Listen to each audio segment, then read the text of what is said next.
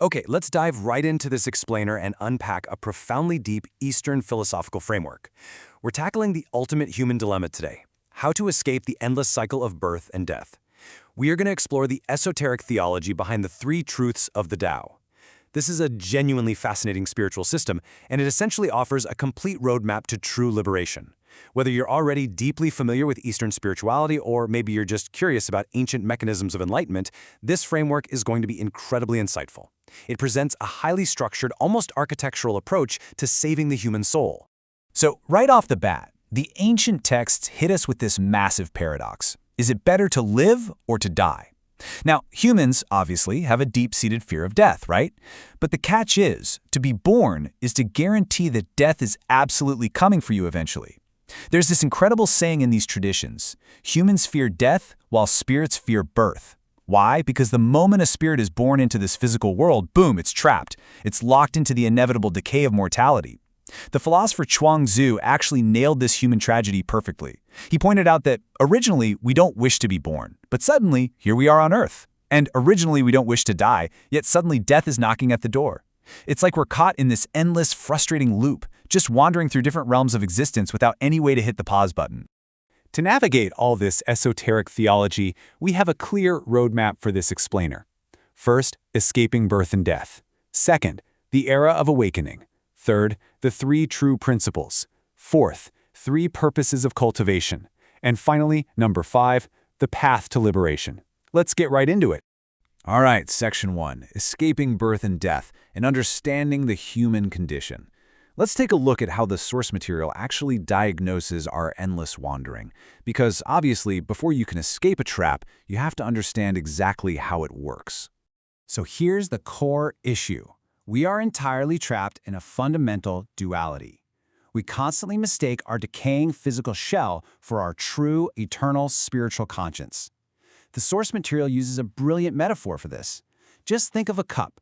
The physical shape of the cup, the outside, is what we see. But what actually makes the cup useful? It's the empty space inside. It's the exact same thing with us. Our physical body is just a temporary, quote-unquote, false shell that we get from our parents. The empty, formless space inside us, our original conscience, that is our true, eternal spiritual nature. Practically all of our suffering comes from desperately clinging to that false outer shell while completely ignoring the true spirit living inside. And that brings us to a really crucial point. The Tao is not just some abstract philosophy to think about. It's actually an active, working spiritual portal back to our original nature. Think of it as a literal life raft meant to keep us from drowning in the ocean of suffering. Everyday human life gets incredibly clouded by ignorance and karma, right? It literally blinds us to who we really are. But the Tao acts as a direct, heaven-sent lifeline. It's specifically designed to bypass that grueling cycle of reincarnation and safely return your spirit to its pristine original source. Moving into Section 2, the era of awakening, leading us into the final Kalpa. Now, a very natural question to ask here is, why now? Why are these ancient, closely guarded secrets being revealed to people in our modern times?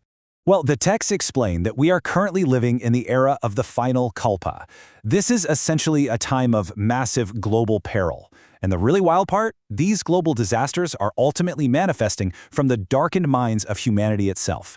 According to this framework, the physical calamities we're seeing all around the world, they aren't just random bad luck. They are a direct external reflection of our own internal moral decay. Because human hearts and minds have fallen into such darkness, the whole world is experiencing unprecedented turbulence. But here's the good news. To counter this extreme danger, heaven has mandated a great awakening. Out of sheer, boundless mercy, heaven is actually offering a way out during this dangerous era. The text referred to this as the golden era of cultivation. Basically, what was once completely hidden is now accessible to us. But it's not a free ride. It absolutely requires action on our part. We have to actively work to restore our original conscience. And how does that happen? The texts say this profound salvation begins with an initiation, literally receiving a transmission, or 1 point, from a true, heaven-mandated spiritual master. That single point unlocks the door to your true self. Which brings us right to Section 3, the three true principles, the foundation of the Tao. This is absolutely critical because this is the bedrock that validates the entire path as authentic. The ancient texts are incredibly specific here, explicitly categorizing the absolute truths that validate this journey. Across traditions, this is known as Dao Zhen in Chinese or Samjing Tetang Tam in Thai, the three truths of the Tao. This isn't just about blindly believing in something vague. It outlines a verifiable, heaven-sent reality that anchors the practitioner. It's a specific three-part structure that acts as a spiritual guarantee. So let's break down exactly what these three truths are. These three pillars work together like a perfectly engineered system. First up, the true Tao. This is the actual, tangible mechanism of salvation, the literal path home.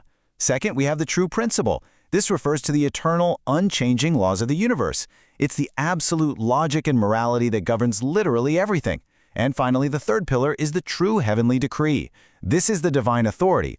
A spiritual path is only valid if the teacher actually holds the true mandate from heaven. When you have all three, the path, the truth, and the authority, you have a guaranteed, authentic spiritual journey. All right, let's look at Section 4, 3 Purposes of Cultivation, or Practicing the Truth. Because let's be real, understanding the theory is only half the journey. We need to know how these truths are actually practiced. Cultivating the Tao serves three very distinct, highly practical purposes. And the texts make it crystal clear. This is not just about what happens after you die. First, in ordinary times, it's about purifying your character, living righteously and applying the Tao to your everyday life. Second, when hard times or disasters inevitably strike, the Tao acts as your shield and your guide, giving you the wisdom to navigate that suffering safely. And then, most crucially, at the moment of death, a cultivated spirit doesn't panic. Instead, it leaves the physical body peacefully through the correct heavenly portal, completely escaping those 6 realms of rebirth. And there's this really beautiful symmetry here regarding how we fit into the universe.